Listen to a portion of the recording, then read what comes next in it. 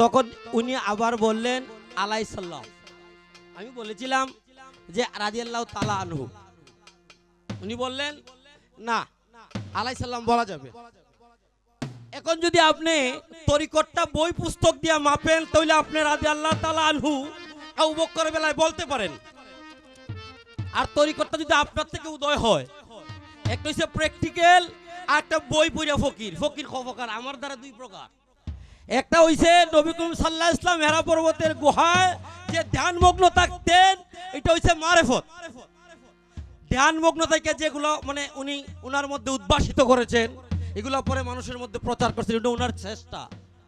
বর্তমান যারা যে ফকির মাশায়েখরা আছেন, যেমন সমেত লংটা আছেন, উনি চিল্লা করতেন, ধ্যান করতেন, ধ্যান করে অনেক কিছু বলতেন, এটা ওনার সৃষ্টি। তখন যদি আপনি বই পুস্তক নিয়ে আলাপ করতে চান, কোরআন মাফিক কথা বলতে চান, তাহলে তো আপনি রাদিয়াল্লাহু তাআলা আনহু শুধু সাহাবীদের বেলায় বলতে পারবেন, আলাইহিস সালাম শুধু নবী রাসূলদের বেলায় বলতে পারবেন, কিন্তু সাহাবীদের বেলায় বলতে পারবেন না। শরিয়ার আইন, শরিয়া মানলে না বলতে পারবেন না, আপনি দ্বারাই বলবেন। আজকে তো আমি আপনাদেরকে সুযোগ করে দেব কিছু শোনার জন্য। শরিয়া মানলে আপনি রাদিয়াল্লাহু তাআলা আনহু শুধু এই আবু বকরের বেলা, উমরের বেলা, উসমানের বেলায় বলতে পারেন, আর আলাইহিস সালাম বলতে পারবেন নবী ও রাসূলগণের বেলায় আর আহলে বায়াতের বেলায়। যাক, এই প্রসঙ্গ শেষ। এখন আসবো, উনি বলেছেন প্রথম পয়েন্ট যেটা উনি বলেছেন যে ও খুদা দিয়া শুরু করছে, মানে আল্লাহ দিয়া শুরু করছে, আর আমি মাওলা দিয়া শুরু করলাম। আপনার কাছে আমার জানার বিষয় বাজান, আপনি বলবেন মাওলা এবং আল্লাহর মধ্যে পার্থক্য কি? প্রশ্ন না, আপনার কথার থিঙ্ক বুঝার জন্য। মাওলা এবং আপনি বলেন আমি মাওলা দিয়া শুরু করলাম, আপনার কাছে মাওলাটা কি? আর ও আল্লাহ দিয়া শুরু করছে, ও ঠিক আছে, ও তো এখানে হাজারো মানুষ বসা আল্লাহ দিয়েই তো শুরু করবে, কারণ আল্লাহর তো একক কোনো বচন দেশে দেখাইতে পারবে না যে আল্লাহ ঠিক তোমার মতো। তখন আপনি আমার এটা বলবেন, একবার যখন দাঁড়াইবেন আমরা শুনবো, শিখবো। আপনার কি বলেন? একটা এখন পয়েন্ট হলো, শাহিন সরকার প্রথম গান করছে মুর্শিদ আল্লাহর জাত, গুরু আল্লাহর জাত, যিনি মুর্শিদ তিনি রাসূল, ইহাতে নাই কোনো ভুল আবার কুদো সে হয়। এটা আপনাদের দর্শনে লালন দর্শন যারা করে এটাই সবচেয়ে বেশি মানে, লালন বলছে, লালন বলছে। আমি আপনাকে আগে প্রশ্ন করব, যদি আগে আপনার প্রশ্নের উত্তর দিয়ে দেই, জবাব দিয়ে আপনি ছোট হয়ে যাবেন, কারণ আপনি এখন আমাদের গুরু সমতুল্য। বাবার বন্ধু যেহেতু আপনি তো বাবাই, তা আমি যদি জানা সত্য প্রশ্নের উত্তর দিয়ে দেই, তা আপনি আমায় অলরেডি জ্ঞানী ভাবতে শুরু করেছেন। তাই আমি আগে আপনার কাছে জানতে চাইবো, তারপর আমি উত্তর দেব।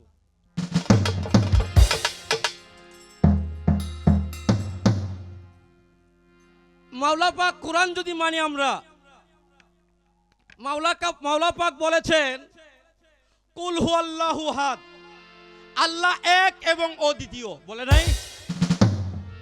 আল্লাহু সামাদ, আল্লাহ কারো মুখাপেক্ষী নহে, উনার সাথে কারো মুখাপেক্ষী নাই।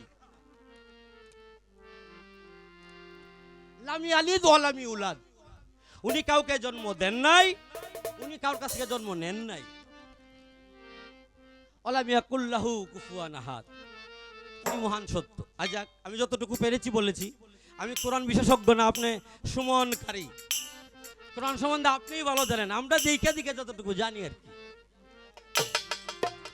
এখন আপনি বললেন মৌলা আলী আল্লাহর জাত, তাই আমি মৌলা বলেছি। মৌলা আলীর কিন্তু সন্তান আছে, যেমন মৌলা হাসাইন, মৌলা হুসাইন। উনি কিভাবে আল্লাহ হবেন? আল্লাহ তো বলছে যে আমার কিছু নাই, আমি মুখাপেক্ষী না, আমার সন্তান নাই, বলে নাই? আপনি দাঁড়ায় কথা বলবেন বাজান, আপনি বলবেন যে আমরা কিভাবে মৌলা আলীকে ওই স্থানে বসাতে পারবো। এটারও থিঙ্ক আছে, থাকবে না কেন? এটারও থিঙ্ক আছে। আপনি দ্বারা যতটুকু পারেন বলেন, আমি বলবো পরে। যেমন লালন বলছে, যিনি মুর্শিদ তিনি রাসূল, ইহাতে নাই কোনো বলাবার কুদো সে হয়। যদি এখনকার জামানার মুর্শিদ কুদা হয়ে যায়, তো ওনারা কেন বিয়ে করছেন? ওনাদের কেন ছেলে সন্তান আছে? ওনারা এক জায়গায় যায়, ওনারা প্রস্তাব পায়খানা সব কিছু করেন, যেটা আল্লাহ করেন না। তা আমরা ওনাদেরকে ওই জায়গায় কিভাবে বসাবো? এটার একটা যুক্তি দিবেন, আপনার কাছ থেকে দিবেন, যেন আমরা মুর্শিদকে ওই স্থানে বসাইতে পারি।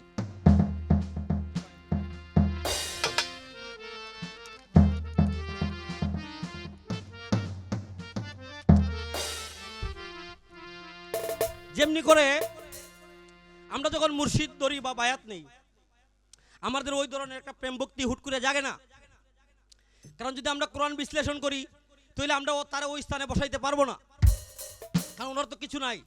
তো বসাইতে হলে কি করতে হবে আপনি আমাদেরকে বলবেন, যে তুমি এই কর্মগুলা করলে তুমি ওই জায়গায় তারে বসাইতে পারবা। তুমি ওই তারাকে একের ঘরে নিয়ে তারে ভজন পূজন আপনি যাই বলে করা যাবে। এটা আপনার কাছে আমরা জানতে যাও, আমার কোনো প্রশ্ন না। এগুলো আমিও জানতে চাই, আমি শিখতে চাই এখন।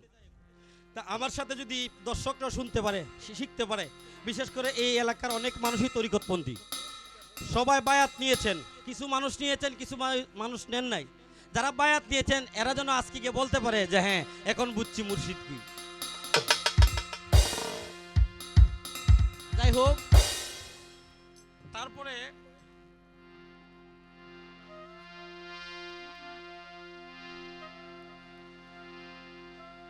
প্রশ্ন করেছেন উনি